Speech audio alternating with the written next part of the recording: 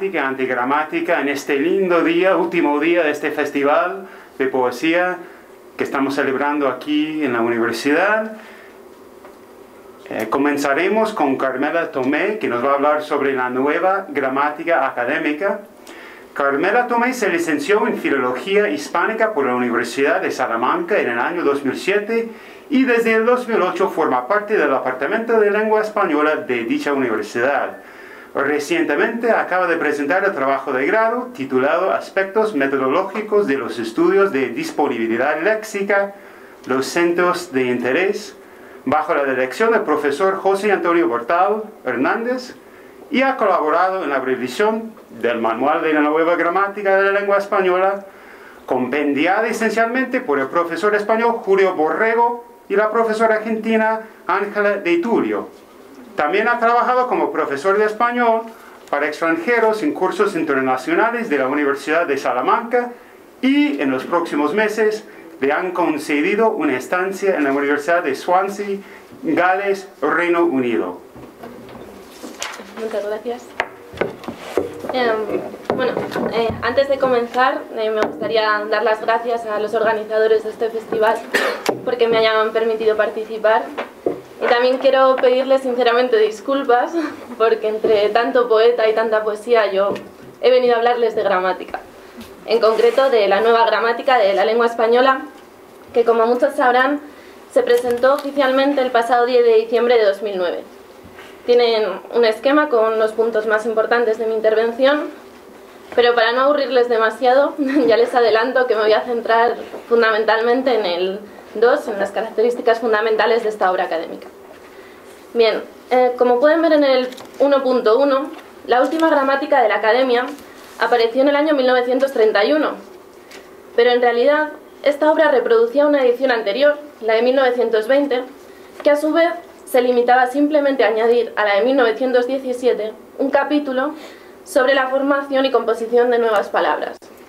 En realidad, entre las más de 30 ediciones que tiene la gramática académica, como señalan Gómez Asencio y Garrido Vilches, solo existen 6 distintas, 6 modelos, que son las de 1771, 1796, 1854, 1870, 1880 y 1917.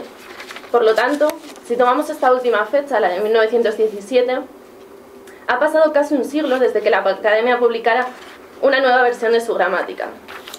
No obstante, bien es cierto que la Academia mantuvo su compromiso con la gramática durante este tiempo y en los años 60, don Salvador Fernández Ramírez y don Samuel Giligaya comenzaron a elaborar una nueva gramática, pero a la vista de su especial planteamiento de escuela, se decidió publicar como un anticipo provisional en el año 1973, titulado El esbozo de una nueva gramática de la lengua española.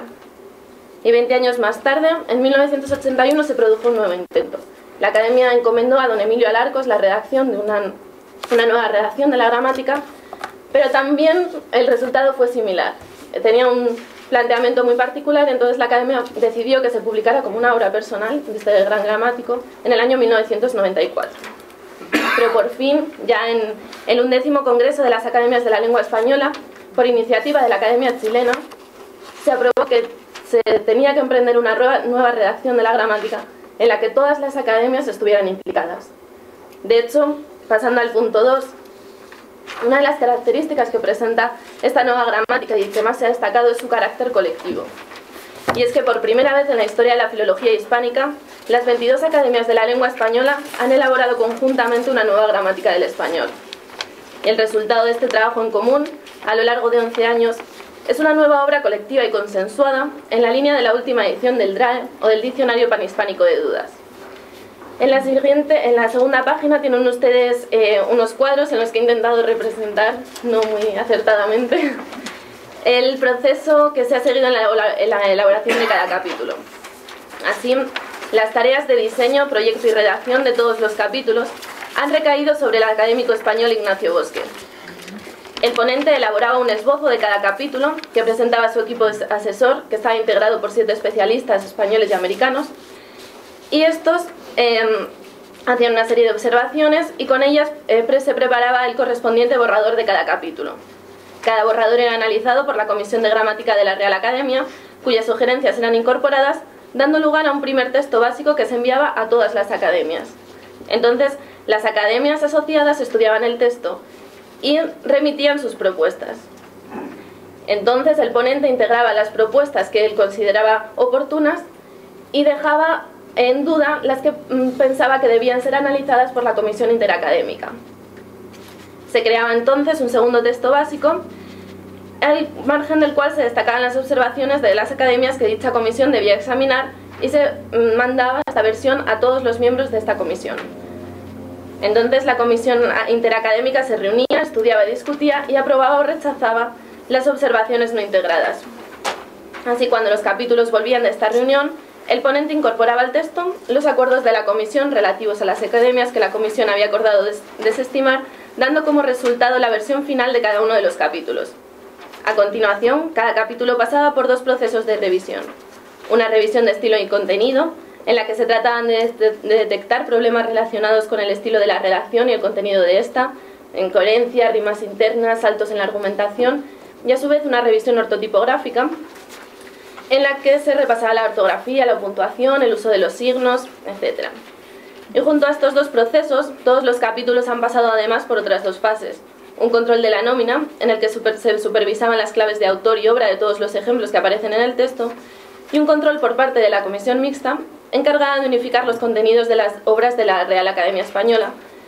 Claro, el sentido de esta comisión era que no se diesen en la gramática informaciones contrarias a las que se ofrecen en el Diccionario Panhispánico de Dudas o en el Diccionario de la Real Academia. Entonces, esta comisión, que estaba integrada por el gramático español Salvador Gutiérrez Ordóñez, una persona del Diccionario Panhispánico y otra de la Real Academia, se encargaba de unificar los contenidos. Y esta comisión proporcionaba a su vez comentarios que eran revisados, como en el resto de los casos, por el ponente español Ignacio Bosque. Y superados todos estos procesos, los capítulos pasaban al equipo de índices, que se encargaba de hacer un único índice de materias y voces, y por último, otro equipo se encargaba de rellenar las remisiones internas de cada capítulo. Bien, pasamos ya al punto 2.2, que se dedican a la atención a las variantes, y en este sentido, la gramática, la Negrale, así que se conoce la nueva gramática de la lengua española, se diferencia de las anteriores en la atención que presta al español de América, en la línea de la nueva política lingüística panhispánica impulsada por la Real Academia Española. No obstante, he de decir que ya en el esbozo se observa un número llamativo de asignaciones geográficas correspondientes a América, en sintonía con la introducción de escritores americanos como autoridades, según señala Fries, como pueden ver en la cita 221. Algunos de estos usos se condenan, pero no por ser americanos, sino por no haber alcanzado las capas ocultas de la población. Para muchos otros, en cambio, simplemente se describe su distribución, y ello incluso en los casos de algunos tenidos por incorrectos en España, como por ejemplo la interpretación como personales de los verbos haber y hacer, que se recoge en la cita 222. No faltan casos, en fin, de usos americanos propuestos como modelo. Así, los académicos preconizan la adaptación de vals en la forma valse y con plural valses, cito como se emplea en Colombia, Ecuador, Venezuela, etc., o el plural clubes, según se dice en el español americano, como pueden ver en la cita 223. Se plasmaba así, por fin, en un texto gramatical académico, el acercamiento a América que venía siendo preconizado desde bastantes años antes y que se había materializado sobre todo en la creación de la Asociación de Academias de la Lengua Española, surgida en el Congreso de México de 1951.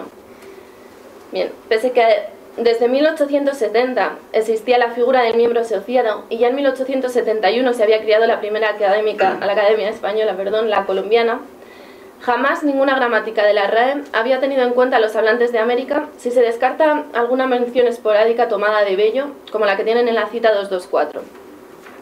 Pese a todo, los integrantes de la Comisión de Gramática del Esbozo se disculpan en el prólogo porque su desconocimiento les ha impedido ocuparse más de América, piden la colaboración de las academias americanas para esta empresa y alegan la necesidad de que aquellas conozcan previamente los materiales como una de las razones por las que esta gramática es aún un esbozo sin marcha oficial, según pueden leer en la cita 225. Bien, en la Negrale, la incorporación de las peculiaridades propias del español usado en América parece haber llegado a su etapa definitiva.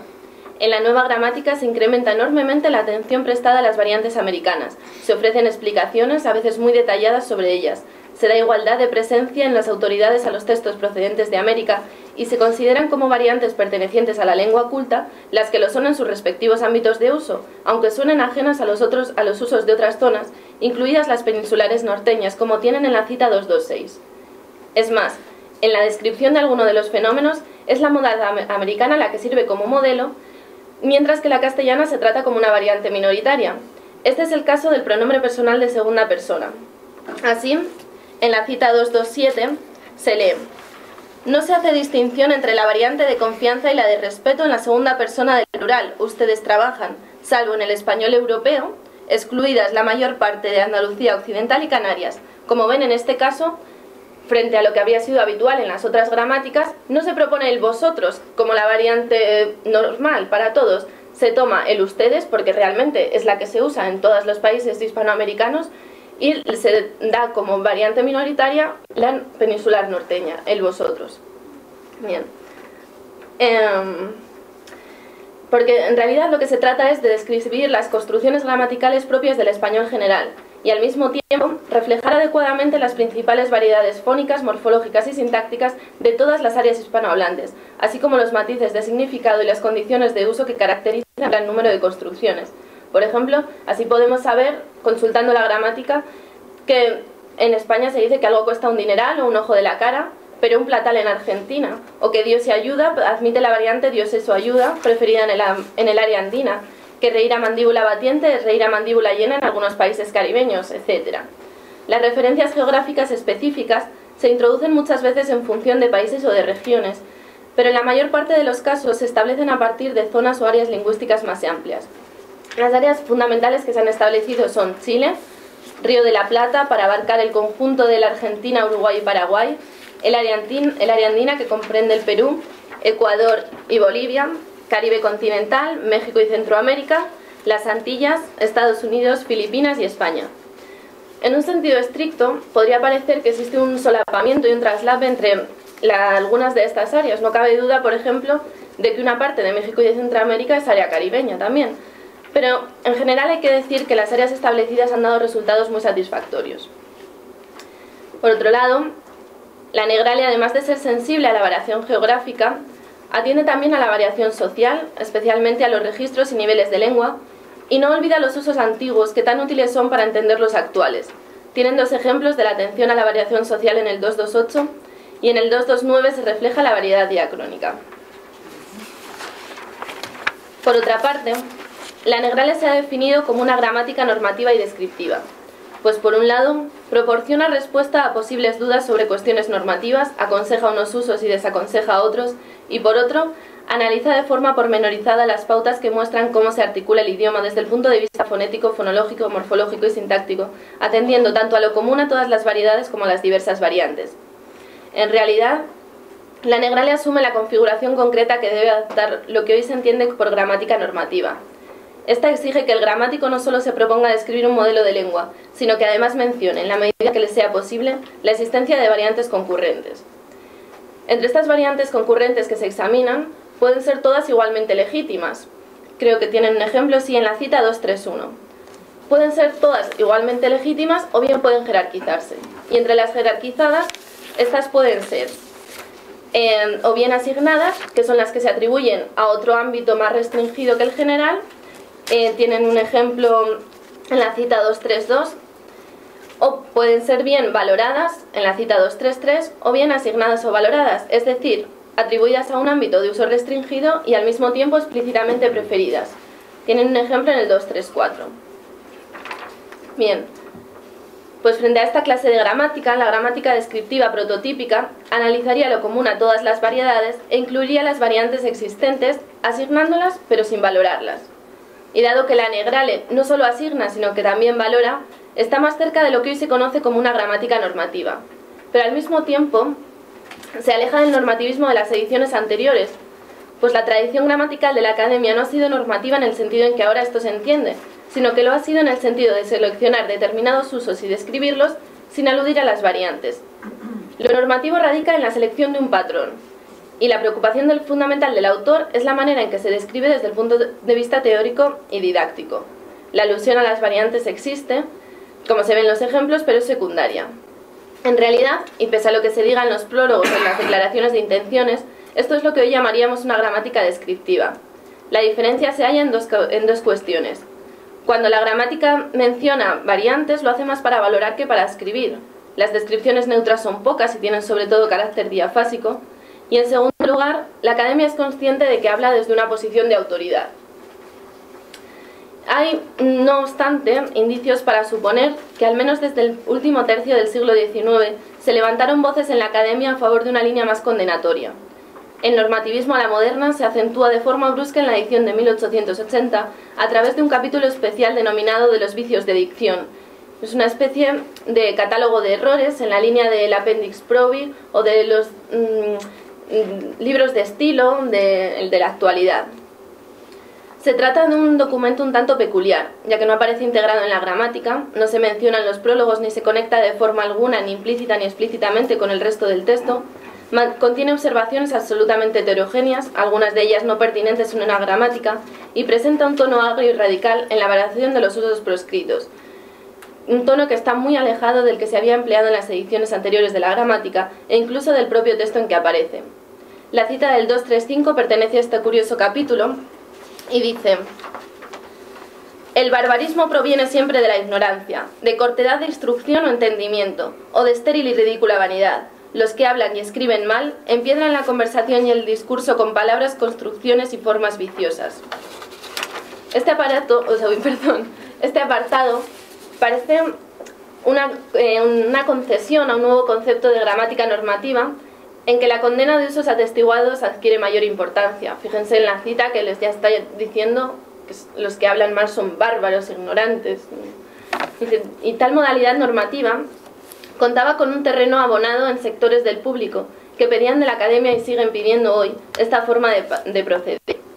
Así parece demostrarlo tanto el mantenimiento de este apartado hasta el esbozo, aunque en la edición de 1917 se había suavizado ya el tono, así como su imitación en muchas gramáticas de finales del XIX y principios del XX. Con el esbozo, la gramática empieza a parecerse, pese a la afirmación del prólogo, en el que se señala que la obra carece de valor normativo, a una gramática normativa tal y como hoy se entiende. Se abandona el apartado de los vicios de dicción y las variantes asignadas y valoradas se integran en el cuerpo del texto. Es de destacar, de todos modos, la suavidad de los juicios que se emiten, que solo en los 9 de los 98 casos que hemos registrado tienen un tono tajante semejante al que se cita en 236.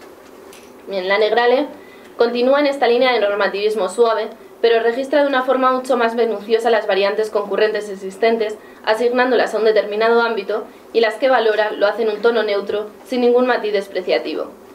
Si comparan las citas de 237, verán que mientras que en las ediciones de 1867 y 1874 se tacha de mal hablados y de ignorantes respectivamente a quienes violan la norma, en la nueva edición simplemente se marca como innecesaria la duplicación del género en ejemplos como los trabajadores y las trabajadoras, los políticos y las políticas, tan de moda en la actualidad. En definitiva, la norma se interpreta como una variable de la descripción. Las construcciones gramaticales poseen forma, sentido e historia. Unas son comunes a todos los hispanohablantes y otras están restringidas a una comunidad o a una época. Pero además, las construcciones gramaticales poseen prestigio o carecen de él. Se asocian con los discursos formales o con el habla coloquial, corresponden a la lengua oral, a la escrita o son comunes a ambas. Forman parte de la lengua estándar o están limitadas a cierto tipo de discurso, sea el científico, el periodístico, sea el lenguaje de los niños o el de los poetas. Asimismo, se asume que la norma tiene hoy un carácter policéntrico. No es posible presentar el español de un país o de una comunidad como modelo panhispánico de lengua. Tiene, por el contrario, más sentido describir pormenorizadamente las numerosas estructuras que son compartidas por la mayor parte de los hispanohablantes, precisando su forma, su significado y su estimación social, y mostrar separadas las opciones particulares que pueden proceder de alguna variante, sea del español americano o del europeo. Cuando estas opciones resultan comunes y hasta ejemplares en áreas lingüísticas específicas, deben ser descritas como tales. En cuanto a la tercera característica, y ya vamos a ir más rápidamente, la nueva gramática académica conjuga tradición y novedad. Es una obra moderna, al día, pero al mismo tiempo no se despega demasiado de la tradición. Presenta una síntesis de los estudios clásicos y modernos sobre la gramática de nuestra lengua, por ejemplo, junto al mantenimiento de las unidades fundamentales del análisis tradicional, como los sustantivos, los adverbios, los verbos, etc., se añaden otras, como es el caso de los cuantificadores, que no son tradicionales, pero realmente en la actualidad están muy difundidos. Tienen otro ejemplo en la cita 242, donde se saluda el empleo de predicado para referirse a las palabras con argumentos, junto con el sentido clásico de predicado como la expresión gramatical cuyo contenido se atribuye al referente de un sujeto. El 2.5, por su parte, contiene un par de citas que demuestran que, a pesar de que la Negrales no es solo una obra teórica, sí tiene en cuenta la naturaleza de los problemas examinados y de las soluciones propuestas por los especialistas en las principales líneas de la investigación gramatical moderna. Contiene análisis, razonamientos y juicios que pueden ayudar a evaluar un numeroso conjunto de cuestiones polémicas. Así pues, el lector no solo encontrará en ella normas, sino también reflexiones, disquisiciones, discusiones y puntualizaciones, como pueden ver en la cita 251. No obstante, en algunos párrafos de la nueva gramática se exponen de manera resumida los argumentos que suelen darse a favor de dos o más opciones contrapuestas en el análisis gramatical, pero sin elegir necesariamente una de ellas. Este hecho se refleja en la cita 252, donde se proponen dos análisis posibles para el grupo ¿para qué?, sin decantarse por ninguno de ellos. En este sentido, sería poco prudente pedir a las academias que se sitúen al margen, cuando no por encima, de los foros científicos en los que hoy se discuten con intensidad numerosas cuestiones polémicas. Por ello se entiende que los aspectos descriptivos y teóricos del análisis gramatical que la comunidad científica considera objetivamente controvertidos sean presentados en el texto como tales. Por fin, como último aspecto del característico de la obra, hemos decidido fijarnos en la ejemplificación. La nueva gramática de la lengua española combina las dos fuentes de datos características de los trabajos gramaticales clásicos y de las gramáticas académicas anteriores. Estos son ejemplos construidos y contrastes mínimos que resultan didácticos y ejemplos procedentes de textos. En total, la obra contiene unos 40.000 ejemplos. Aproximadamente la mitad de ellos son citas procedentes de autores de todos los países hispanohablantes o bien textos anónimos extraídos de periódicos o de revistas. El corpus del que se han extraído los datos que ejemplifican las estructuras gramaticales es uno de los más extensos de cuantos hayan sido utilizados en un estudio lingüístico sobre el español. La nómina comprende más de 2.000 autores y 300 medios de comunicación procedentes de todas las épocas y áreas del mundo hispánico. Por ejemplo, en el bloque que tienen citado, en 261, pueden ver que están presentes autores argentinos, españoles, peruanos, panameños, venezolanos, y en cuanto a las publicaciones periódicas, son argentina y mexicana respectivamente. En definitiva, las características que presenta esta gramática podrían resumirse con el adjetivo plural. En palabras de Ignacio Bosque, la nueva gramática es una obra plural porque suman varios centenares las personas que han participado en ella, pero también porque son muchos los aspectos de la morfología y la sintaxis que abarca, las variantes del español que describe, los puntos de vista que recoge, los textos con los que se ilustran los análisis, las recomendaciones que incorpora, los autores de cuyas obras se han extraído citas o los diarios de todo el mundo hispanohablante que se usan para ejemplificar los usos que se muestran. La nueva gramática es plural porque el español también lo es, pero constituye a la vez una sola obra, porque también es una lengua a la que compartimos y porque uno es el espíritu de cooperación que ha impulsado este proyecto y lo ha hecho realidad. Para terminar, tienen resumida la estructura de la obra en el punto 3 y las distintas versiones y sus destinatarios en el punto 4. Rapidísimamente, en cuanto a la distribución de los contenidos, cabe destacar que a la morfología se dedica casi la mitad del primero de los volúmenes, por tanto, más espacio del que ocupaba en su conjunto todo el texto de la edición anterior, si bien el porcentaje sobre el total es similar, ya que en la edición de 1931 la analogía o morfología representaba igualmente el 26,78%. Y asimismo, a pesar de que, como pueden ver, se separan de modo tradicional la morfología y la sintaxis, es inevitable hacer consideraciones sintácticas en el análisis morfológico y también hacer distinciones morfológicas en los capítulos de sintaxis. De hecho, las propiedades morfológicas de los adjetivos, los artículos y los cuantificadores, por ejemplo, se explican en los capítulos en los que se analizan también sus características sintácticas, ya que estas últimas están estrechamente relacionadas con las primeras. Y la fonología y la fonética se estudian en un volumen aparte, cuya publicación está prevista para finales de este año. Además, va a ser una publicación muy interesante porque va a ir acompañada de un DVD en el que se van a poder percibir todas las variantes de pronunciación y de entonación de todas las áreas. Y también está pensada para finales de este año la publicación de la edición básica, que dicen que está enfocada para escolares, pero yo lo dudo bastante, porque es bastante complicada. Y el 23 de abril de este año se va a presentar el Día del Libro en España, la versión del manual. Se pensó en un principio en unas 750 páginas, pero finalmente van a ser unas 1000 páginas.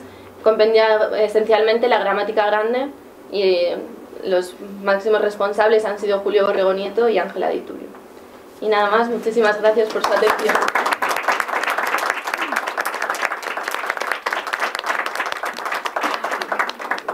Muchísimas gracias.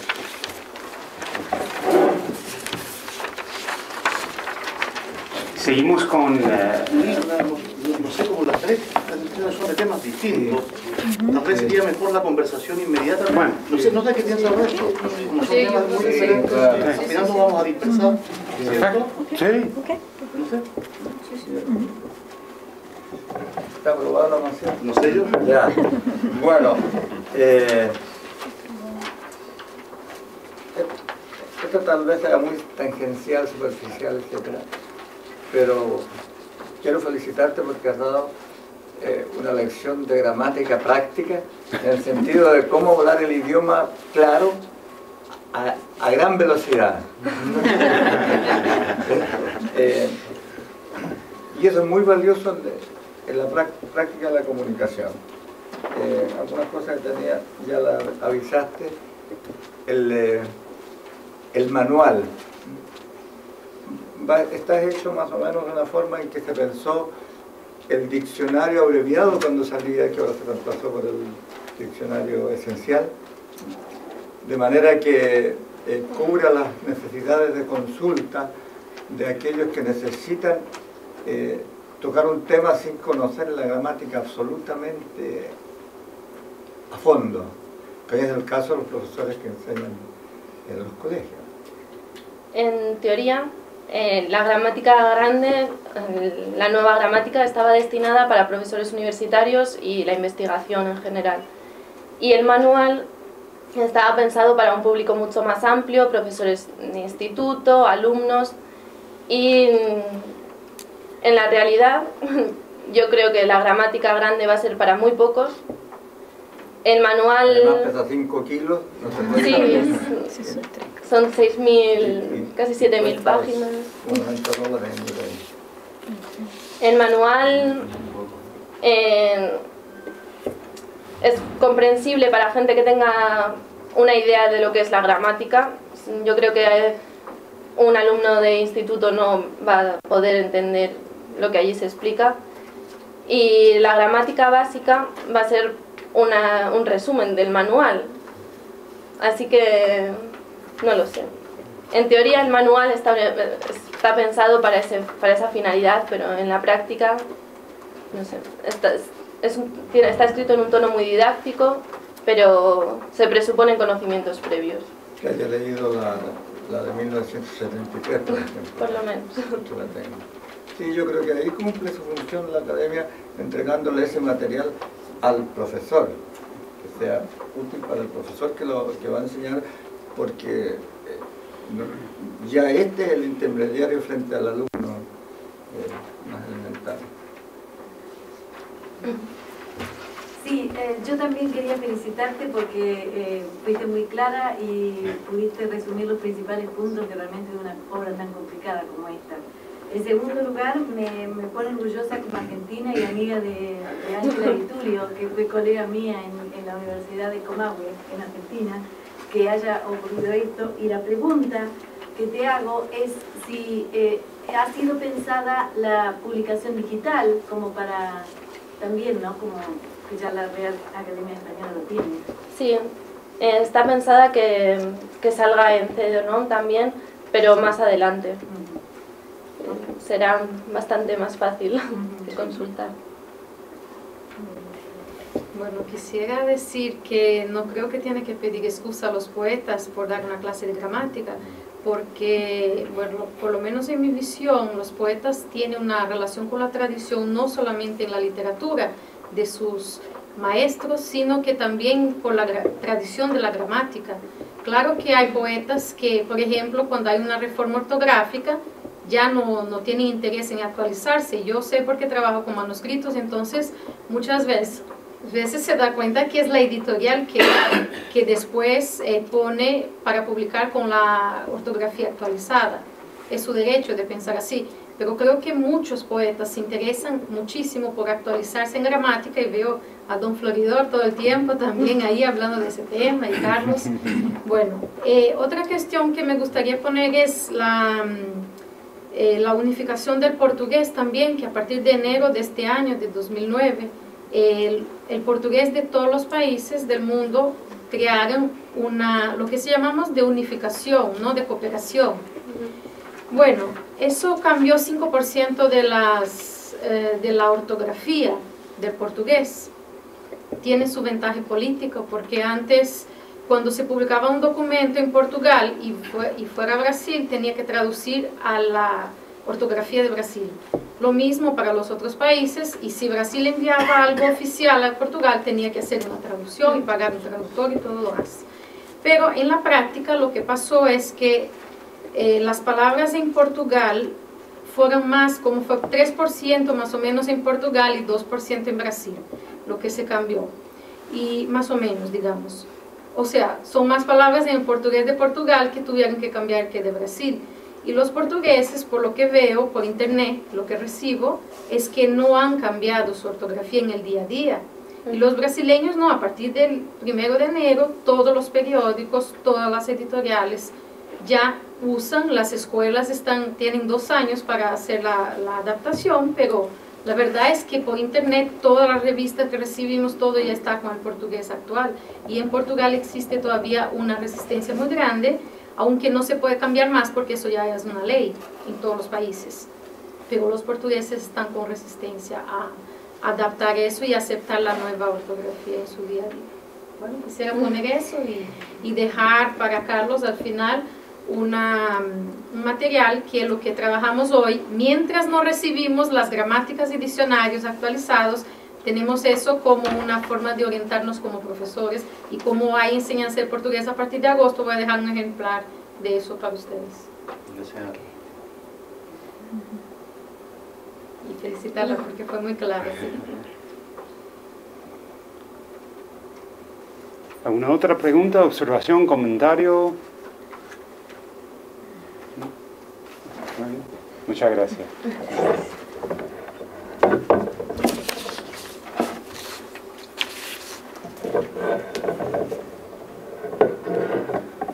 Seguimos con la ponencia Ruptura y Unidad en Altavoz.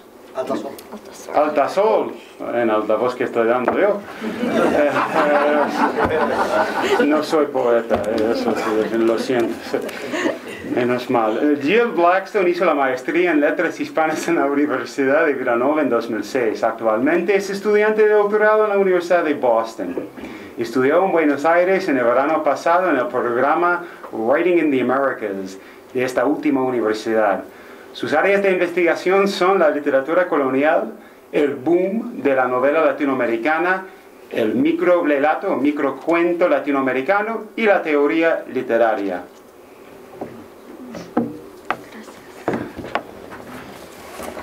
Bueno, el poema Altazor de Vicente Huidobro, escrito entre 1919 y 1931, es la culminación de su teoría estética del creacionismo. La teoría del creacionismo, la cual tuvo una gran influencia en los movimientos vanguardistas de Europa y Latinoamérica, propone una renovación del lenguaje poético y del concepto de la imagen poética. El desarrollo de lo temático y lo estético en el poema Altazor es paralelo, porque Vicente Huidobro presenta simultáneamente la búsqueda del hombre de una solución a sus preocupaciones y la búsqueda de una forma nueva de expresión poética. En este trabajo propongo definir algunos de los aspectos fundamentales del creacionismo de Vicente Huidobro y examinar la unidad estética y temática en su obra Altazor. En su teoría estética del creacionismo, Vicente Huidobro postula que la creación artística no debe ser mímesis, sino pura creación. Afirma que el poeta tiene el poder de crear una realidad única y singular que no existe fuera del poema y que no se rija por las leyes del mundo exterior. Es un espacio en que el poeta, en vez de imitar el mundo exterior o crear una realidad verosímil, puede darle vida a lo que no podría existir fuera del poema. Huidobro afirma lo siguiente en Manifiesto tal vez. No hay que buscar en estos poemas el recuerdo de cosas vistas ni la posibilidad de ver otras parecidas. El poeta no imitará más a la naturaleza, pues no se da el derecho de plagiar a Dios.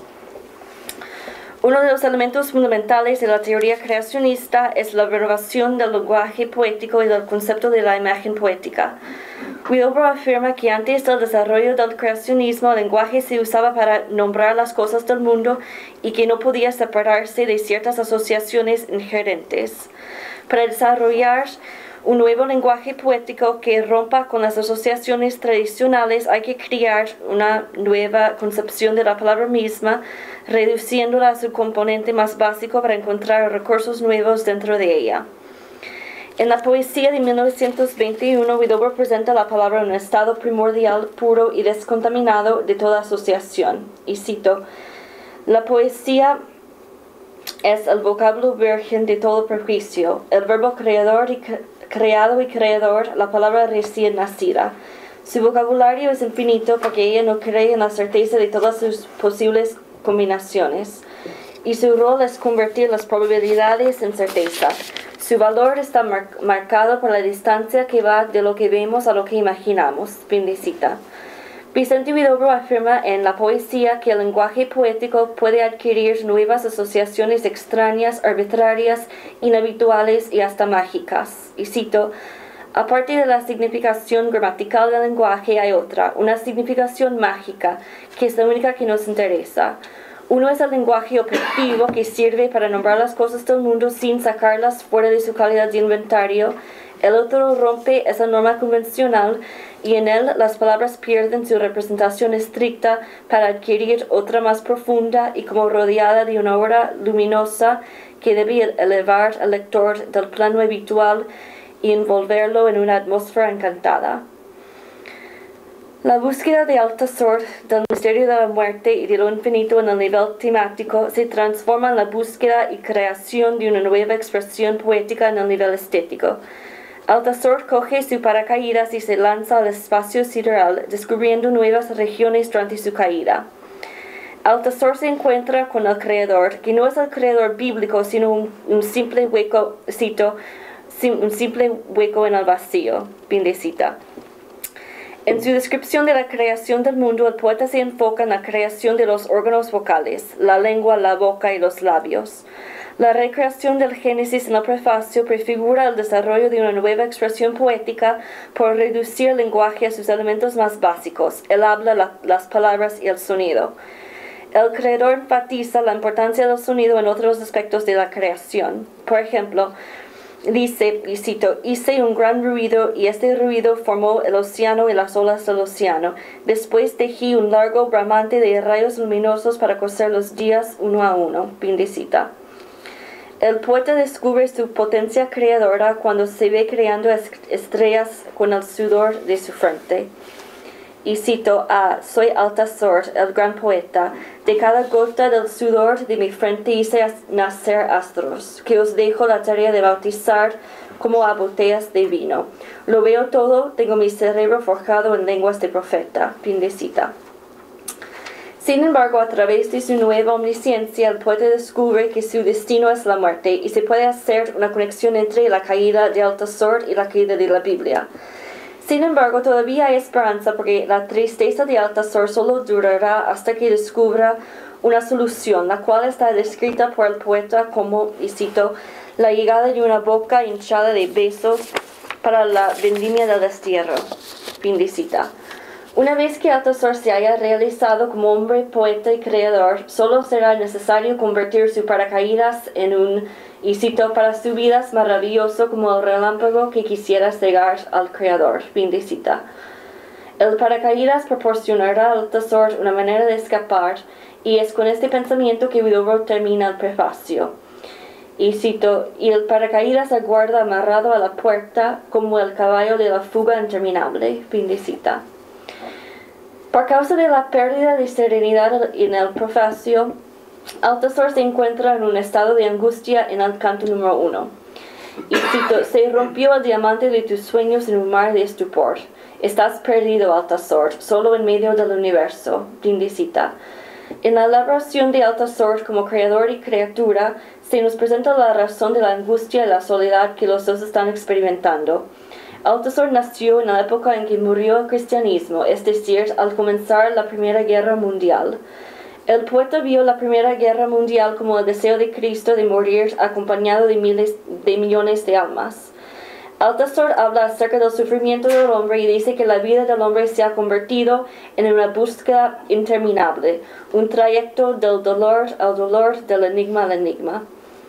Frente a esta angustia, Altazor acepta la caída hacia la muerte y se deja seguir cayendo con la esperanza de que revele nuevos descubrimientos. Y cito, déjate caer sin parar tu caída, sin miedo al fondo de la sombra, sin miedo al enigma de ti mismo. ¿Acaso encuentres una luz sin noche, perdida en la grieta de los precipicios? Fin de cita. Con una nueva actitud hacia la muerte, Altazor puede abandonar su temor que con la muerte se va a caer en el olvido. Altazor empieza su búsqueda por lo infinito, rogando, y cito, quiero la eternidad como una paloma en mis manos. Dadme el infinito como una flor para mis manos. Fin de cita. Altazor se ve a sí mismo como la persona que asume todo el sufrimiento del ser humano. Y dice, siglos, siglos que vienen gimiendo en mis venas, siglos que se balancean en mi canto, que agonizan en mi voz, porque mi voz es solo canto o solo puede salir en canto. La solución que se propone es un retorno al estado virginal de silencio que llevará a nuevos descubrimientos más allá de la muerte. En un nivel estético, este estado de silencio representa el regreso de la palabra misma a un estado primordial. Y dice, silencio, la tierra va a dar luz a un árbol.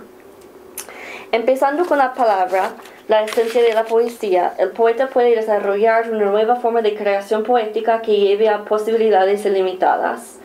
Para crear esta música de espíritu, Altazor no debe confiar en las palabras ni en la poesía anterior. Y cito, Altazor desconfía de las palabras, desconfía del ardid ceremonioso y de la poesía, trampas de luz y cascadas lujosas, trampas de perla y de lámpara acuática. Anda como los ciegos con sus ojos de piedra, prescindiendo el abismo a todo paso. Fin de cita. Como ha señalado Cecil Wood, hay una conexión entre lo temático y lo estético en el poema. Y dice, the silence alluded to will make possible the elaboration of a new concept of the word, which will be used in the practice of poetic creation as the means to transcend the suffering common to both poet and mankind. Fin de cita. En el canto 3, Huidobro enfatiza la ruptura ideológica y estética por contrastar la nueva forma de expresión poética con lo anterior. Y cito, la flor se comerá la abeja, porque el hangar será colmena. El arcoíris se hará pájaro y volverá a su nido cantando. Fin de cita. La nueva forma de expresión poética se podrá llevar a cabo porque el hombre está liberado del lenguaje estancado. Altazor anuncia el fin del poeta porque a través de la mímesis de las imágenes poéticas tradicionales, la creación poética se había convertido en cuestión de pulir en vez de crear. Demuestra con un tono burlesco hasta qué punto las imágenes y técnicas tradicionales han sido agotadas en la poesía a través de la repetición de las palabras poesía, poeta y poético. Y cito, poesía aún y poesía, poesía, poética, poesía, poesía, poesía poética de poético, poeta, poesía, demasiada poesía. Fin de cita. A través del uso del símil, una herramienta básica en la composición poética tradicional, el poeta produce todas las asociaciones posibles. Y cito, plantar miradas como árboles, enjaular árboles como pájaros, regar pájaros como helíotropos, tocar un helíotropo como una música, vaciar una música como un saco, etc. En fin de cita. Altazor proclama la muerte del último poeta y se encuentra libre para renovar el lenguaje de una manera distinta. Como ha señalado Cecil Wood, y cito, the word has now been liberated and could be used to provide the simple game with words that would have the effect of preserving the sanity of the user in an age where his very consciousness is being threatened by anguish and suffering that were everywhere present. En los siguientes versos, el poeta se refiere al ocio lúdico de la creación poética, describiéndola como un deporte.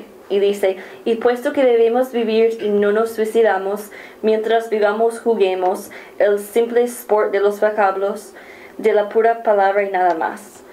Fin de cita. La creación también es una manera de escapar la angustia que Althusser había llegado a simbolizar. Al final del canto 3, Althusser indica cómo será la nueva concepción de la palabra, diciendo que será un rumor aliento de frase sin palabra. Este verso nos recuerda al estado virginal del silencio del canto 1, que representa el retorno del lenguaje a su condición primordial. Es decir, el retorno del lenguaje a sus componentes más básicos, la palabra y el sonido. La noción de un rumor aliento de frase sin palabra expresa explícitamente la importancia que tendrá el sonido a partir del canto 4. Al principio del canto 4, el poeta presenta el creacionismo como una técnica poética por destruir el lenguaje poético en su sentido aceptado. El lenguaje poético ha sido reemplazado con una serie de asociaciones insólitas compuestas de palabras o fragmentos de palabras. Se presenta una serie de asociaciones usando la palabra ojo en nuevos contextos y con significados nuevos. Y cito, ojo árbol, ojo pájaro, ojo río, ojo montaña, ojo mar, ojo tierra, etc. Fin de cita. Algunos versos reaparecen en otras partes del poema y aunque el orden de las palabras ha cambiado, el lector todavía puede reconocer los componentes. Por ejemplo, la cita préstame mujer tus ojos de verano se convierte en la cita noche préstame tu mujer con pantorrillas de florero de amapolas joven. El poeta empieza a experimentar más con el sonido mezclando fragmentos de palabras. Por ejemplo, el verso, y cito, al horizonte de la montaña se convierte en al horizonte de la montazonte. Empezando con la palabra golondrina, que antes había sido emparejado con la palabra violoncelo, el poeta quita las últimas dos sílabas de la palabra y las sustituye por otras cuyo sonido y significado sugieren una musicalidad. Y cito, ya viene la golondrina, ya viene la golondrilla, ya viene la golondrina. Fin de cita. La búsqueda del poeta lo lleva hacia las regiones de la muerte y recrea las inscripciones de las tumbas de los muertos. Juega con las sílabas de los nombres de los muertos para explicar la causa de su muerte o evocar sus características. Por ejemplo, dice, aquí yace Marcelo, mar y cielo en el mismo violoncelo. Fin de cita. En ese momento se anuncia la muerte de Althusser, pero en este caso es a través de la aceptación de la muerte que Althusser descubre el secreto que ha estado buscando. Althusser descubre el misterio de la muerte en, entre comillas, la noche al fondo del océano y el éter. El descubrimiento del éter, una fuente de energía renovable, representa las posibilidades interminables de renovar el lenguaje poético y crear nuevas asociaciones. La palabra éter finifrete no solo es una combinación de las palabras éter y infinito, sino también es un palíndromo que evoca la imagen de un ciclo interminable.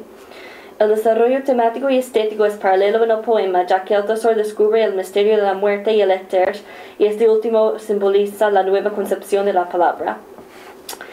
Después del descubrimiento del éter, las manifestaciones de la estética creacionista llegan a un punto culminante en el canto 5, el cual empieza con el verso, aquí comienza el campo inexplorado.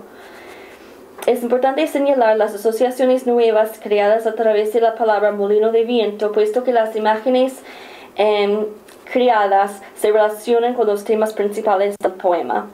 Se evoca la función primaria del molino de viento como fuente de energía, y cito, molino de viento, molino de aliento, molino de cuento, molino de intento, molino de aumento, molino de encuentro, molino de sustento. Fin de cita.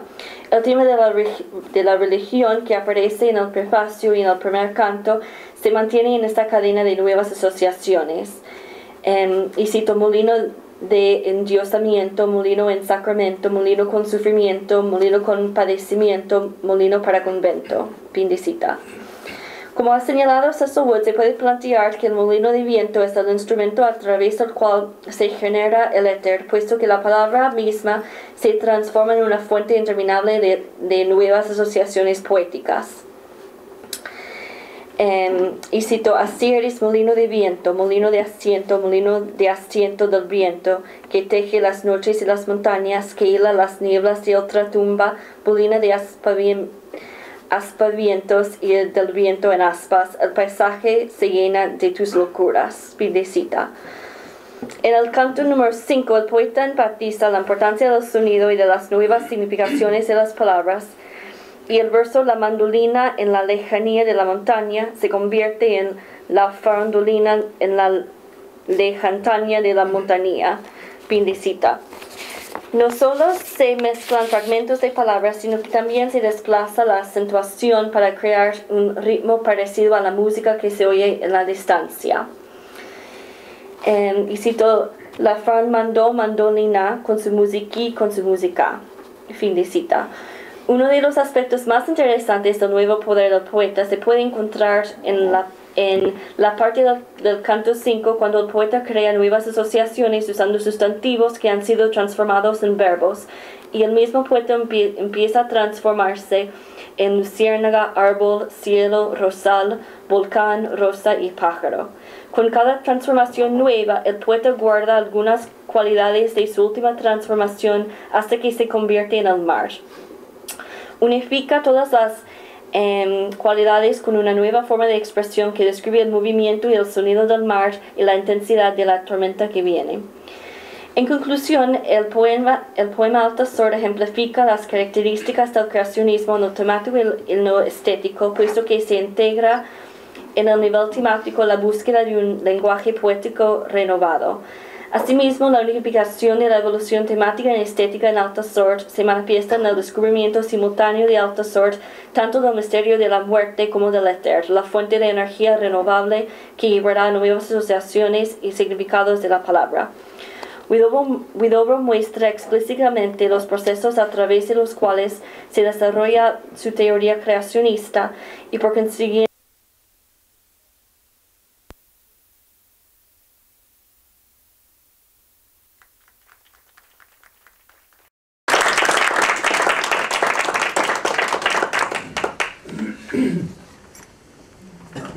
Ha habido muchos encuentros fortuitos durante estos días aquí, y la contigüidad entre estas dos ponencias es otro momento extraordinario, porque además de que no se puede hablar sobre la poesía hispanoamericana sin pensar en Chile, y Huidobro está en el centro de todo eso, tenemos que considerar que es un texto donde las experimentaciones sintácticas que tú has enumerado, los conocimientos gramaticales, todo lo potencial de la gramática, conduce a una agramaticalidad sin la cual la poesía no puede existir. Entonces en Huidobro tenemos ese lenguaje que después pasa a Parra y a todos, que tiene que ver con las formas, como los geranios, las hortensias y sus relaciones con los paracaídas, y luego por supuesto los parasubidas, que es lo que está potencial en la palabra. También Huidobro es caída, pero también es cadencia, que es la palabra que cae, es la poesía. Por lo tanto, es decir, estas dos ponencias son extraordinarias porque captan una cuestión cósmica y también una cuestión lingüística, en que la gramática no capta, con todo el esfuerzo enorme de la academia, que los mexicanos dirían, ahí va la madre academia otra vez. Es decir, no puedes captar toda la experiencia que los poetas sí hacemos posible. Como en el universo está la materia, que no puede existir sin la antimateria, la información densa, todo el tema de la entropía, información, falta de información, la gramática y la agramaticalidad también son muy importantes, así como la poesía y la antipoesía. Bueno, yo antes que nada le agradezco a Gilles de haber traído esta ponencia sobre Huidobro, que es mi poeta mayor, y lo ha sido desde hace muchas décadas. Y concuerdo plenamente con Enrique, que es una cosa que planteamos para esta sesión final, en la cual se unían estos elementos no solamente a través de Huidobro, sino también en el libro de Royo Santibáñez, del cual se hablará después, porque Roger en sus últimos libros viene un proceso también de desarticulación del lenguaje, de búsquedas lingüísticas novedosas. Aquí mismo, Jim nos ha hablado del desplazamiento, de la acentuación, de las transgresiones que Huidobro hace, y el trabajo me parece magnífico. E incluso hablaste hasta el canto cuarto, ¿cierto? No te referiste a los cantos posteriores, parece. Y por supuesto no tiene por qué referirse a todo, cuando todo, ¿cierto? Sabemos que esa transgresión lingüística precisamente se desarrolla desde ahí hasta llegar al canto séptimo, en el cual el lenguaje se desarticula por completo. Me parece magnífico tu trabajo, Jim. Verdaderamente felicitaciones y gracias por traer a mi querido compatriota aquí a esta mesa. Sí, claro, está en el séptimo canto, allí hay como solo los sonidos, ¿no? Pero si yo solo elegí como el número 1, 3, 4 y 5, porque allí hay como una ruptura, ¿no? Si me permiten, sí, sin duda, Huidobro ha cambiado totalmente la cara, no solamente de la gramática, de la poesía, pero siempre yo personalmente he sospechado de las vanguardias en general, ¿no? Porque han pretendido romper con todo lo anterior para excavar un nuevo terreno. Y solo quería recordar que los vanguardistas del grupo del 27 siempre miraban a Góngora por ser ese gran innovador del lenguaje, y también un poco olvidado el conceptismo de Gracián y de Quevedo, que encajarían, no claro, no tan modernamente a lo mejor, pero esa práctica de combinar y recombinar la gramática y también de crear nuevas perspectivas metafóricas. Creo que hay alguna relación también, ¿no? No sé lo que pensarán. No, evidentemente la hay, pero lo que ocurre es que esto va a pasar ya casi un siglo, ¿cierto? Sí. Es escribirlo en 1919. Vemos que este vanguardismo huidoriano, que es tan particular, ¿cierto? Que no se activa ninguno de los vanguardismos europeos, todavía sigue siendo nuevo. Alguien que se encuentra con Huidobro hoy le parece un poeta actual. Yo tuve, y aquí ven que una anécdota que, como siempre digo a mis estudiantes, y es lo que me pasaba a mí, a veces no recordamos nada de la clase, excepto la anécdota que resultó allí. Yo tuve un querido profesor, a quien no voy a mencionar, queridísimo, cuando era estudiante de la Universidad de Chile, cuando existía la Universidad de Chile en Temuco, que nos dio un magnífico curso de poesía chilena. Y a pesar de ese magnífico curso de poesía chilena, yo descubrí a Huidobro después de haber terminado la universidad. Nunca supe de Vicente Huidobro en la universidad. En ese magnífico curso de poesía chilena no se mencionó a Huidobro. Y después recordé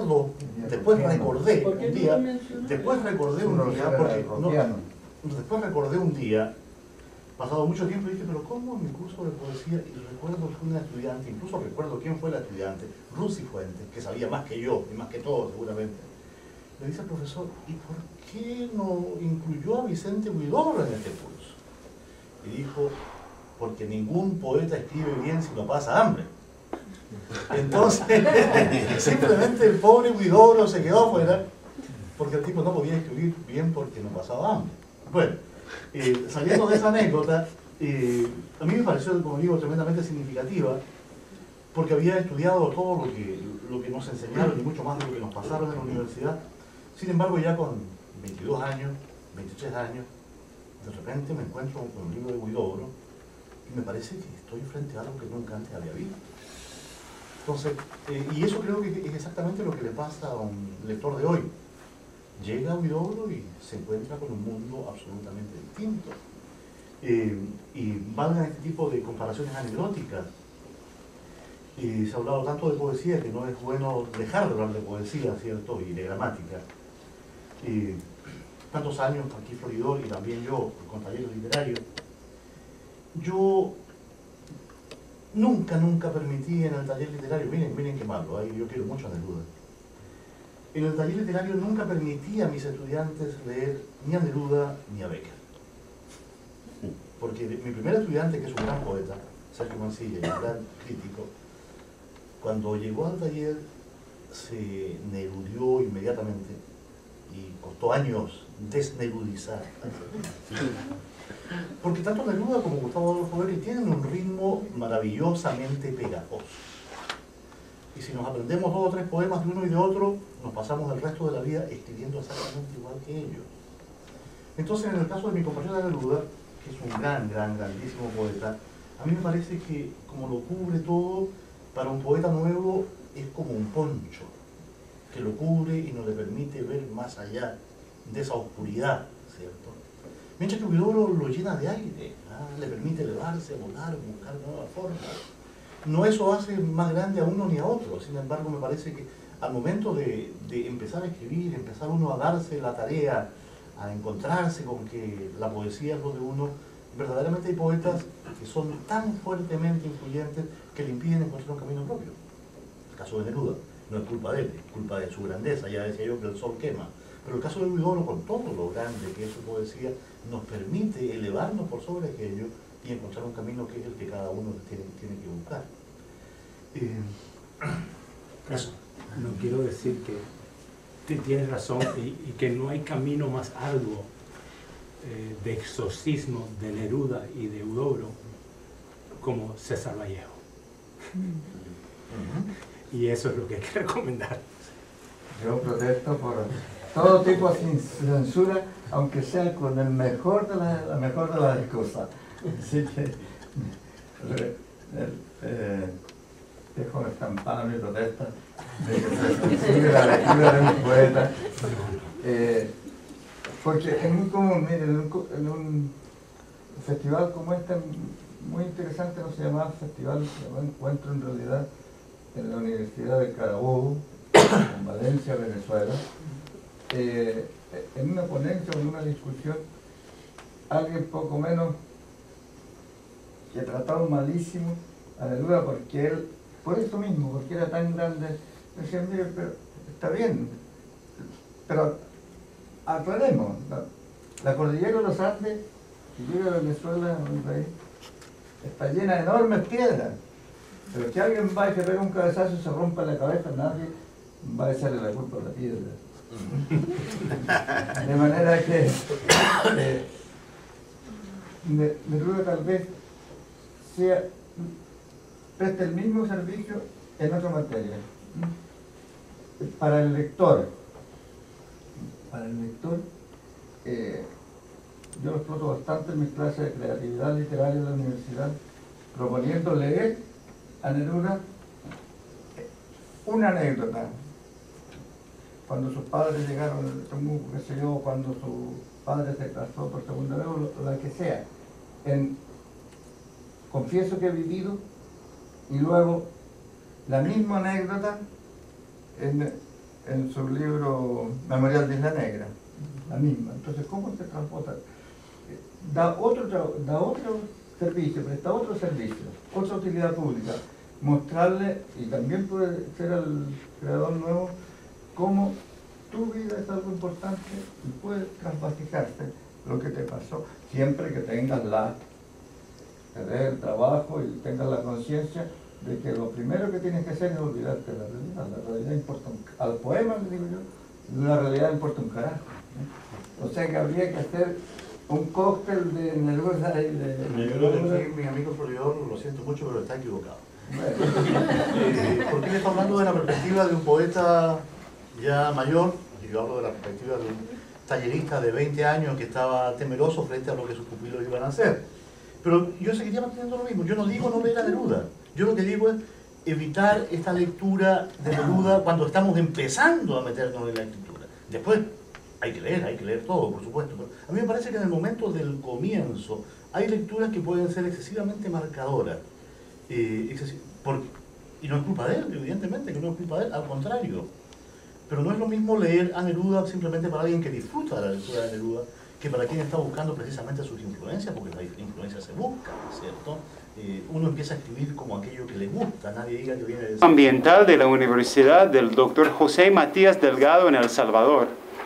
Ha hecho estudios de maestría en Hispanic Studies de Villanova. Actualmente es estudiante de doctorado en Temple University. Sus áreas de interés académico son la investigación transatlántica del periodo de las independencias centroamericanas y los procesos de nación. Ok, bueno, en este estudio... Ok, gracias. Bueno, okay. En este estudio de Roger Santibáñez, La branda metáfora de la realidad, me he apoyado en las declaraciones personales del autor, para de esta manera llegar a comprender el significado de sus poemas y acceder a ellos desde una diferente faceta de análisis. Si bien es cierto, en la serie de entrevistas sostenidas, las declaraciones del poeta me llevaron a situarme en un espacio artístico y conocer al autor de los textos, también me pareció aconsejable una distancia reflexiva antes de escribir esta ponencia. La solución que propone Santibáñez en La branda es crear un lenguaje metafórico cuyo sonido esté en los contenidos simbólicos de los versos y la entonación de las palabras como notas musicales. Esto lo logra cuando las metáforas no son solamente un tropo poético, sino más bien son una posibilidad ontológica de su expresión artística, que además tiene la vertiente de ser un tropo en su acepción de música que acompaña un texto. De esta manera, nos ofrece una partitura donde la letra es el poemario cuya finalidad es la experiencia de un recital. ¿Por qué Ezra Pound? El inicio de este estudio comienza en el último poema, Homenaje a Ezra Pound, que es el ars poética de La branda, porque para comprender esta obra es necesario observar las claves creativas que están en este homenaje. Pound, un poeta universal, un revolucionario del quien desde su primer aporte, Poetry is Speech, cuestiona la poesía decimonónica y abre un camino hacia la expresión del siglo XX, modernizando el lenguaje poético y de esta manera aportando una nueva visión a las vanguardias. Desde ese punto pivotal, suscrito por Pound, el poema no tiene que ser objeto de la retórica, porque puede ser o debe ser concebido desde la conversión cotidiana, o sea, desde el lenguaje coloquial.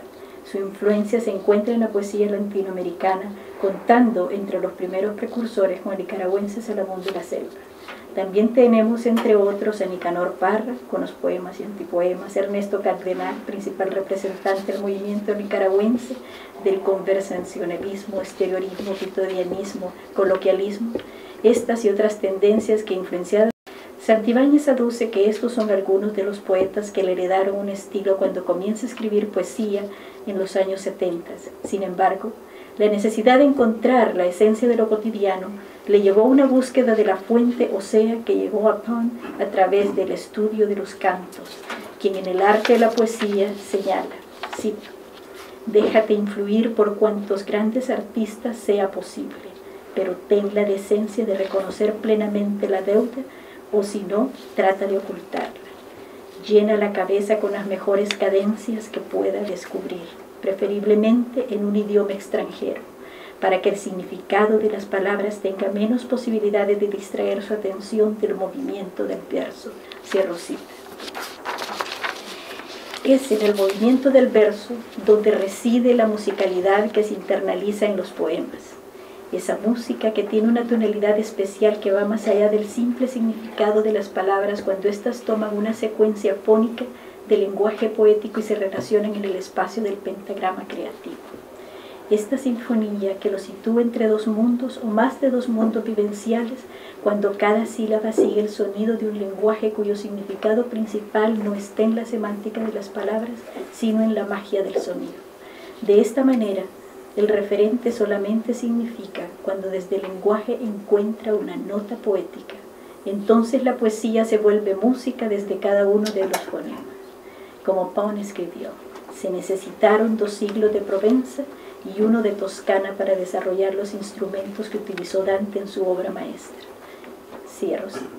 Esos son también algunos de los instrumentos que usa Santibáñez, los que une a lo que ha aprendido a Pound, y esta es la razón por la que el poema final es también el principio de análisis de esta ponencia.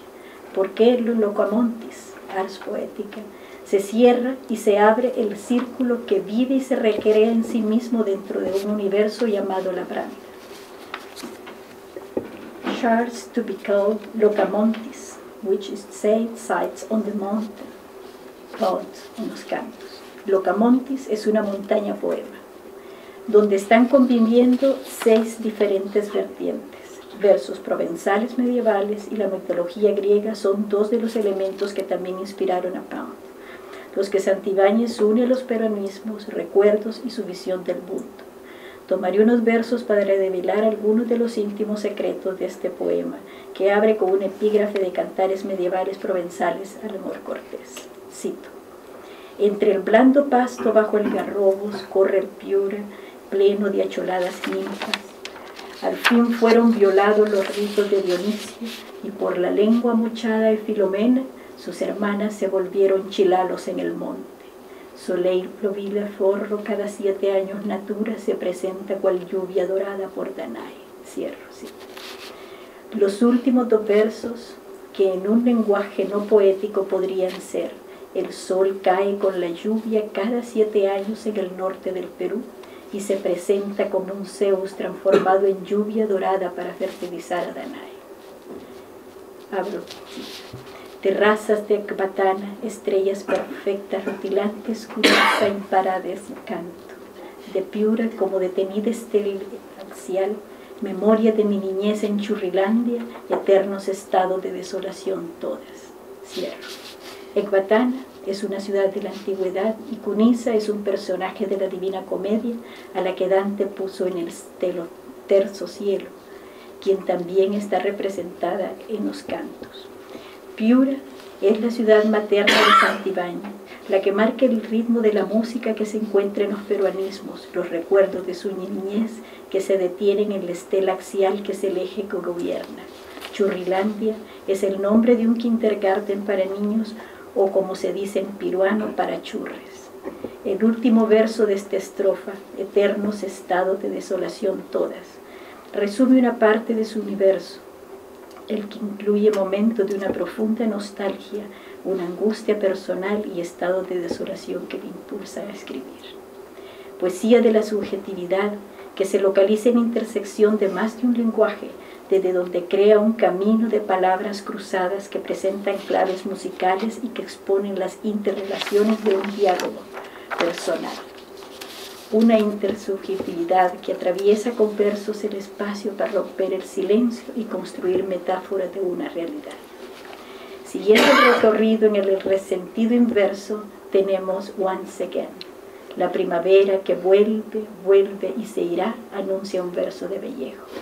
En esta primavera hay solamente un poema, Causas Amorosas, dividido en 3 etapas. En la primera, los versos son irreverentes de un lenguaje eróticamente lascivo, cuando nos marca una concatenación de versos donde la mujer es una memoria de deleite carnal. El poeta no refrena su apetito de palabras desde el epígrafe que es parte integral de las siguientes estrofas. Rayada por fierrito en su ensenada, apresura, arbusta, umbrosa y arándano, furtivos, penetrantes, hilados al gemido. Sus pantorrillas divinas alzan amaneceres en la penumbra dorada de su perfecta pose. Un silencio azul atmósfera el recinto ardiente. En la segunda parte, llamada Memoria, Santibáñez recuerda a su madre, su niñez y adolescencia. En los siguientes versos quisiera destacar los encabalgamientos que cortan las palabras, donde también se cortan las frases y no las palabras. En Memoria de ausencia se escucha un ritmo de amor en los versos a su madre. Y cito: tronchos ya se fueron volando solos hacia el cielo bordado donde bordas las labores sobre lienzo templado en redondel costeño. Así la madre extraña su dulzura viva y me manda al altar salesiano cada domingo, aunque luego el yucún se rompe en mis rodillas como tétano vacunado después de la caída en bicicleta. Me descletan jugando ñocos al fondo de las palmas embriagadas por ablución que curaría la angustia ungida. No seas guamán si estás hasta la coronilla. estándar, cicatriz, ya no hubo más borra, duerme morada como todo lo que contraigo en la sonrisa de mi madre. En los últimos 2 tercetos de esta segunda parte cambia la música hacia otra memoria, la de Isabel, que llega de improviso por la puerta falsa de la casa, una niña adolescente que aparecía para darle besos. Esos chapes robados asolapadamente son los siguientes versos del despertar al enamoramiento. El corredor de la fuerza falsa amiga, de los chapes sin embargo sin chapas, en plena libertad rasguñada a cada rato por la solapa negativa del amor. Finalmente, Once Again cierra en una idealización de la mujer flor con un símbolo arquetipo del ideal de la belleza, la que también es la poesía porque tiene la belleza del sonido. Todo es uno en los círculos concéntricos donde el poema es el centro. La última poesía que deseo comentar es La Branda, la que está en el capítulo de Summertime. Este es un poema en 5 cantos eróticos que encarnan una fantasía verbal sobre la mujer y el amor erótico, porque en él se encarna la belleza tangible que toma cuerpo de mujer, la belleza que Santibáñez busca a través de la conexión entre hombre y la mujer en relación con la música de las palabras. De él cito sus primeros versos. Primer encuentro, milagro devuelto, en tu boca despertada supo el sol, ocultarse en la brisa blusa de uva, talle de rosa firmo en los cenizos de tu piel, papel escrito y retocado, reventazón de mástil bajo toalla, así se alzó tu mano en el antiguo confite antes del baño, espalda intacta destrenzada. Estos son los primeros tercetos de los 5 cantos que capturan un mundo erótico de un código establecido, el cual nos remite a otras perspectivas de análisis en su poesía. Ese mundo que sugiere compenetrar los sentimientos a una cosmografía poética de enunciados sutiles y evidentemente eróticos. Los múltiples mensajes tienen una sola voz erótica, lo que escribió el poema desde un acto de la creación música-texto. Este es el monólogo que se expande más allá de un texto y marca un yo confesional que declara el recuerdo intimista, voz que va colocando imágenes para crear un collage llamado La Branda. Santibáñez nos reta a la comprensión y la interpretación de su uso artístico del lenguaje, cuando nos ofrece un discurso simbólico metafórico, mientras que al mismo tiempo nos relata una autenticidad. Esta es una clave de lectura para comprender la partitura y el ritmo de la música que acompaña los poemas, que es en sí mismo una expresión simbólica y al mismo tiempo es un personal episteme que nos condiciona a entender e interpretar su mundo. Esta doble interpretación simbólica, metafórica y la autenticidad son una representación artística y por otra parte son una revelación de contenidos arquetípicos existenciales que forman en el texto y fuera del texto una constelación de redes coherentes entre sí. Poesía como camino de palabras cruzadas que presentan claves ambiguas, códigos que Santibáñez utiliza para crear un todo relativo donde el lenguaje es un medio que expone las interrelaciones que atraviesan el espacio del tiempo y del silencio. De esta manera construye una realidad intersubjetiva entre pensamiento y sentimiento. Los poemas son una creación en los cuales no hay caminos cerrados, sino más bien una multiplicidad de vías abiertas a la imaginación, donde el destino del mensaje será decodificado al interpretar la precisión con que se han ido construyendo desde la polifonía y la intertextualidad los códigos culturales. Atravesando el espacio de ese silencio con las voces de otros poetas y los paisajes intermedios entre Piura o los Estados Unidos, Santibáñez crea una múltiple exposición de imágenes que van creando una historia desde y en el arte de poetizar, obteniendo un diálogo testimonial que no solamente es la compilación de una intertextualidad histórica, sino más bien es un espacio conceptual de la cultura de una época.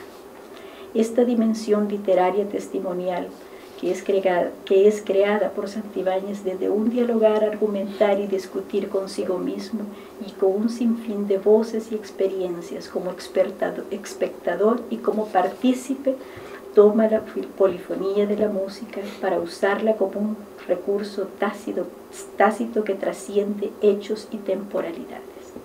Labranda es un año de trabajo poético, capítulos que comienzan en un hall, la entrada que da paso al winter, donde algunos recuerdos se detienen en los juegos infantiles, luego continúa hacia su viaje hacia spring, hasta llegar a summertime, y traspasar el lenguaje del autumn y de nuevo en once again, la primavera que desemboca en el homenaje a Ezra Pound. De este recorrido, Labranda es una herencia del pasado, el sonido de un ritmo musical que se encamina hacia la memoria, pero que sin embargo siempre será un presente ante cada metáfora de la realidad.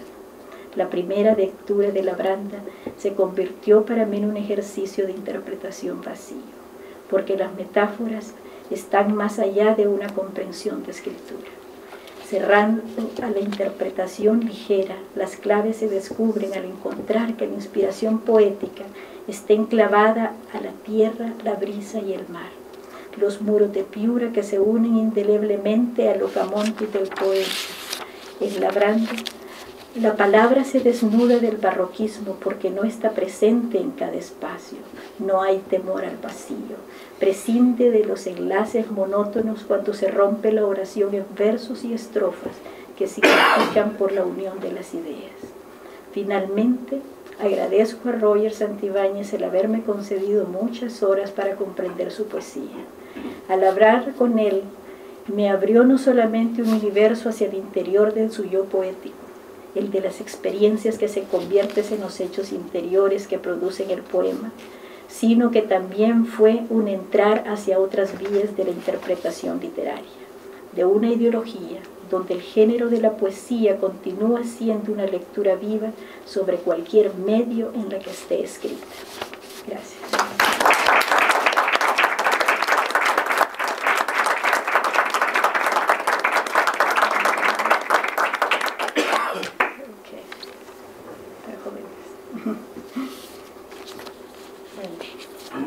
Hubiera sido bueno para el público tener una copia de un poema, por lo menos, de Roger, sí, para poder comentar a partir de eso. Sí, definitivamente, estoy de acuerdo.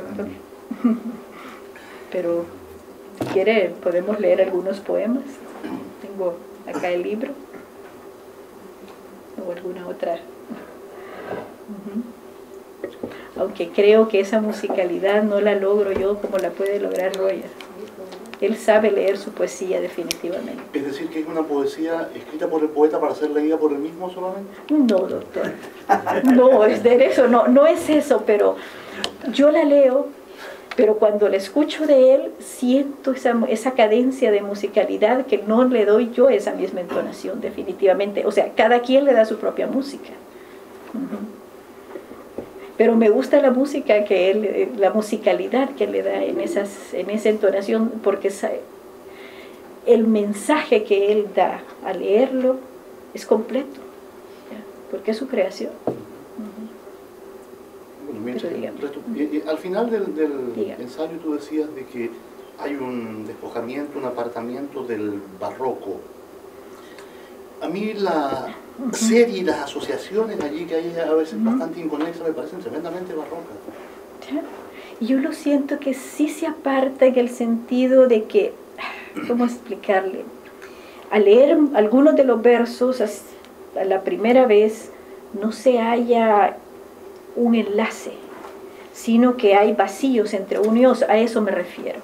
Hay vacíos, hay un verso y a veces en el mismo verso palabra, palabra, palabra, y digo, ¿dónde están los enlaces? Entonces veo esos vacíos. A esa es la referencia realmente. Y entonces los volví a leer y leer hasta encontrarle dónde estaban esos enlaces. Pero sí, eso. Aquí podemos aprovechar además que el poeta está presente. Además está el poeta presente. Así es. Si eso creo yo. Eso es cierto. Es una, bueno, mi interpretación, pero aquí creo que Roger es la autoridad. Bueno, primeramente muchas gracias, María Elena, por tu presentación. Estoy muy agradecido. Gracias a ti por el tiempo. Y también, por supuesto, a esta reunión en la que se ha hecho un trabajo sobre el contenido. Gracias a todos ustedes, queridos amigos. Bueno, lo que yo podría decir es un poco para cerrar el círculo, es que yo actualmente escribo por sonidos. Eso te iba a preguntar, ¿sonido o sentido? Sonidos. Sí. Actualmente yo no escribo por un tema. No tengo un tema cuando escribo, sino que simplemente tengo sonidos. Escucho un sonido, tengo una secuencia musical, un fraseo en la cabeza o en el corazón. Viene un fraseo y así comienzo el poema, con el fraseo, con la música. Y a través de este sonido que tengo primero, encabalgo otro sonido. Y este sonido se asocia a otro sonido. Las sílabas las uso como si fueran notas musicales. Y entonces hago como si estuviera componiendo música. Y a través del sonido que va tomando el fraseo, voy encontrando el tema. ¿No? O sea, la música me lleva al tema. Y el tema me viene por la memoria.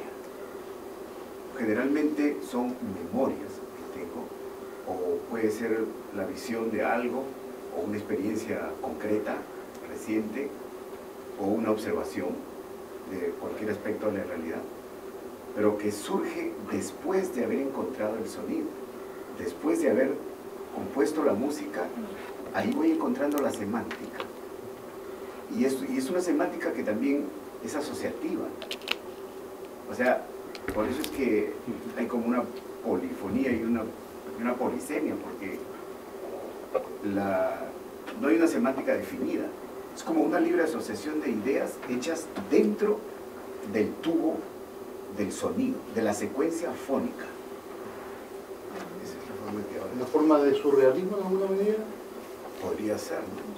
Podría ser por la asociación sonora, claro, más que de significado. Claro. O también podría estar cerca del barroco. Y para mí no es, o sea, yo lo descomponía porque dejaba espacio, fíjate. Bueno, gracias. Porque es una cosa trabajada como una materia fónica, básicamente. Una pregunta sobre ese primer sonido. Decías que es como el primer verso, pero puede llegarte un sonido interno desde el cual construyes el poema para arriba y para abajo, es decir, que sea un sonido de la parte más de la tercera estrofa, o si podemos hablar de estrofa, y entonces rellenas con otros sonidos podría ser, pero claro. ¿cuál es lo más usual? La primera. Ese es un método que tengo a veces, pero lo usual es que simplemente se me venga un sonido. Por ejemplo, puedo decir: el invierno sabe suavizarse en los cristales.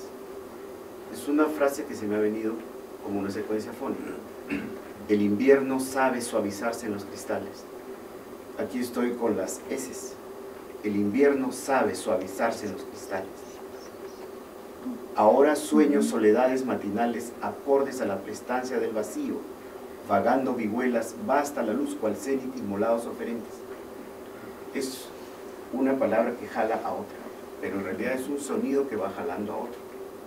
Se apachurran ansiosos hospedajes maritales, han vuelto al bobo latido descreído diferente, los soles socarrones en las playas auristela, vetusta amarillenta calada niña antigua. ¿No? Es lenguaje, sonidos. ¿Has utilizado la música misma? Porque la música siempre nos trae asociaciones con recuerdos del pasado, ¿no? Claro. ¿Has escuchado una música que te ha lanzado a un recuerdo concreto? Muchas veces escucho canciones que me han gustado, de bandas que me han gustado en los 70s, en los 80. Y te hace recordar de... Claro, me trae una memoria y con eso, claro.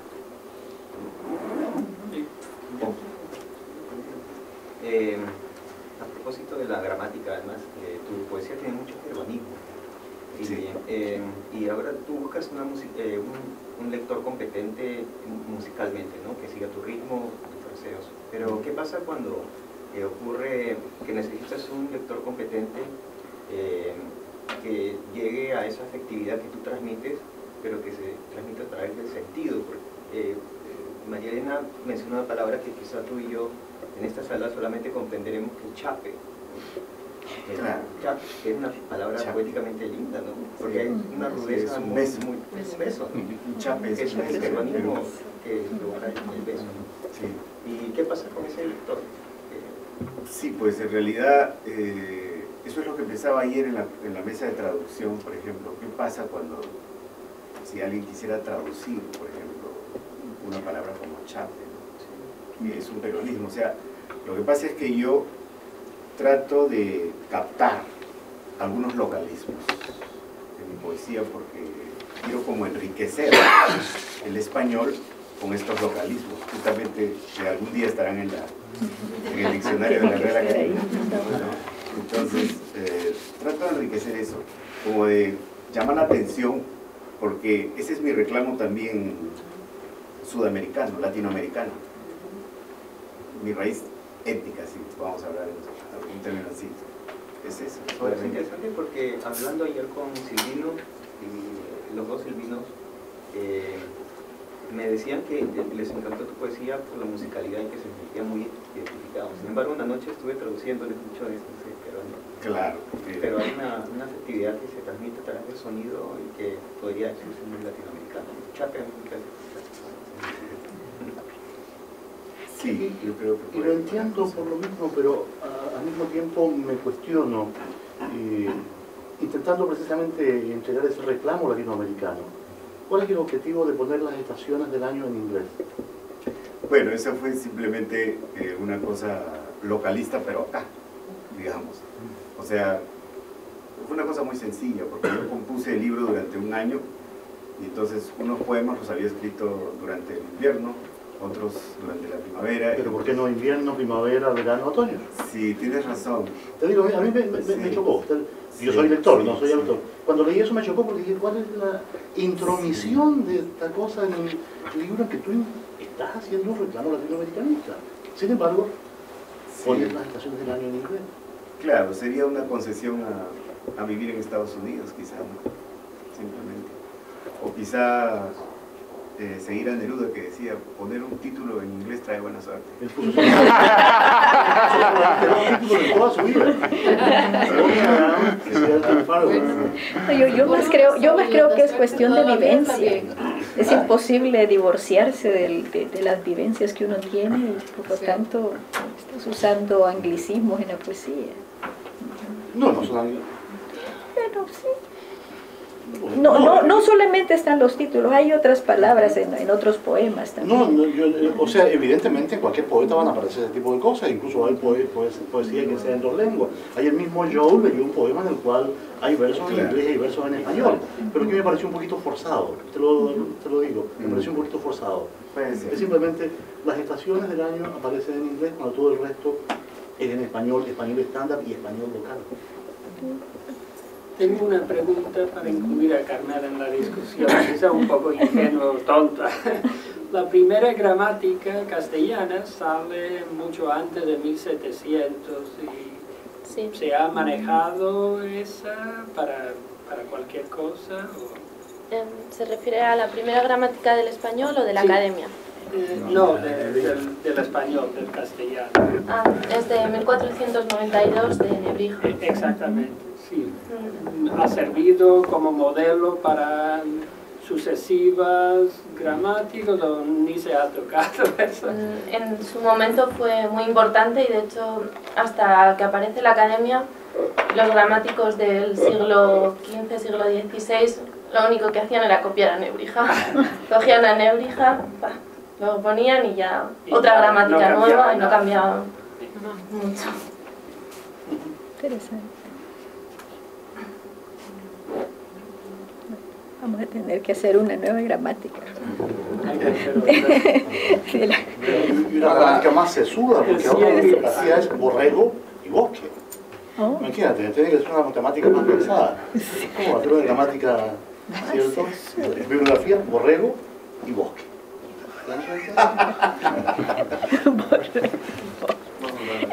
¿Cierto? Bueno, habría que hacer, poniéndonos en serio, habría que hacer un reconocimiento a que parte de tu reclamo y de muchos latinoamericanos, desde que la academia se asoció con las academias de los países hispanoamericanos, en su diccionario, que era la forma más normal de introducirlo, ha incorporado un amplísimo repertorio de palabras latinoamericanas, un porcentaje, yo creo que va como por el 20% por lo menos. Se está haciendo una labor muy grande de incluir palabras de cada una de las áreas hispanohablantes. Y es que antes yo creo que más que otra cosa era desconocimiento. Por ejemplo, en las variantes españolas también dicen, hay muchos aragonesismos. ¿Por qué? Pues porque en la academia en ese momento había un académico de Aragón. Y sin embargo no hay palabras de León. ¿Por qué? Pues no hay leonesismos porque no había ningún académico que fuese de León. Entonces ahora, con el mundo globalizado y las comunicaciones, es muchísimo más fácil. Y también porque había unas cosas francamente de menosprecio. Porque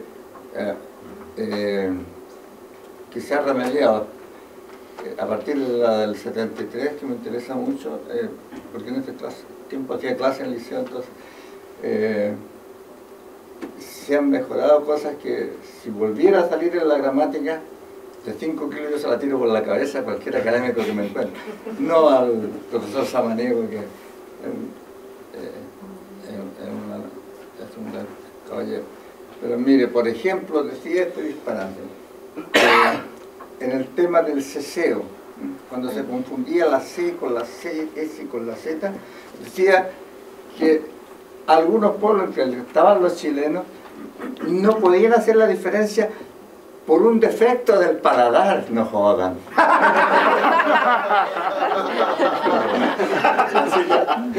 Me alegro mucho que nos hayan mandado a ti en el mejor, cuando la academia está en el más alto nivel de estima en los pueblos americanos. Cuando lo mejor que tiene el chileno es el paladar.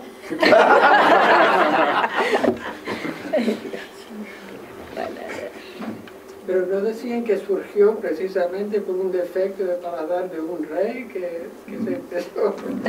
Y volviendo a nuestro querido amigo peruano, representante de una poesía tan importante, hay un poeta chileno, Gonzalo Rojas, que clasifica, dice que los poetas son de dos órdenes, de dos familias. Los poetas oreja y los poetas ojo. Ya te clasifiqué perfectamente. Claro, los poetas oreja. Es una manera válida de simplificar las cosas. Muy gráfica y muy útil. O sea, el sentido y el sonido, pero ya llevado de la manera más popular, hay poetas orejas y hay poetas ojo. Y eso se ve en por ejemplo, los que vienen después, Jorge Teller, me parece un poeta ojo que tiene unas imágenes visuales casi perfectas, muy llamativas. Cabe no se preocupa tanto del asunto versificación que incluye la oreja.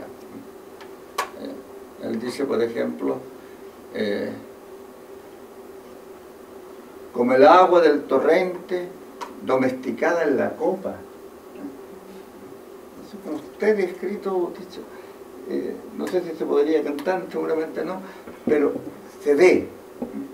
Yo que vivía a 30 kilómetros del Salto del Laja, que son nuestras pequeñas Niágaras y todas esas, no sé por qué me imaginaba a un niño chico muerto de sed con su copita ahí, cuando cae,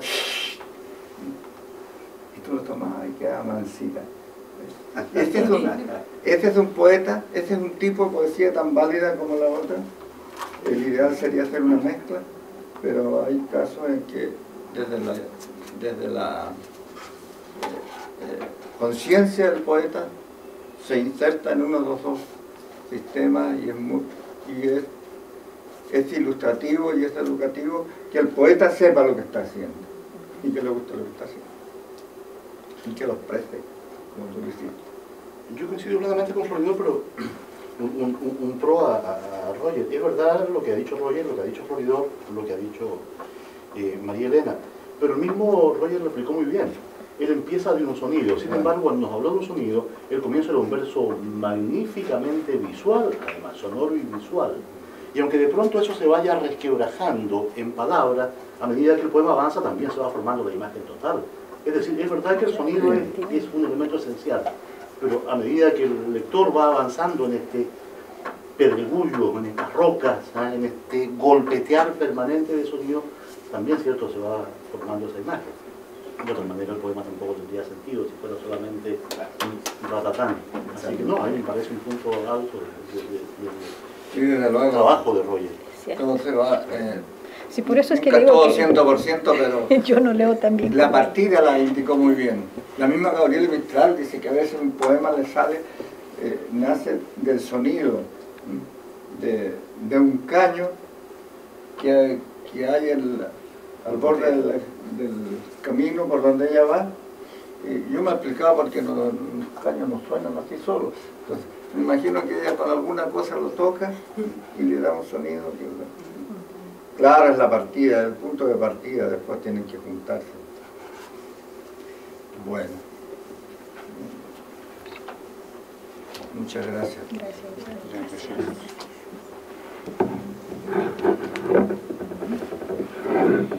¿Alguna otra pregunta? ¿Una observación, un comentario? Bueno, muchísimas gracias a las tres ponentes y al público.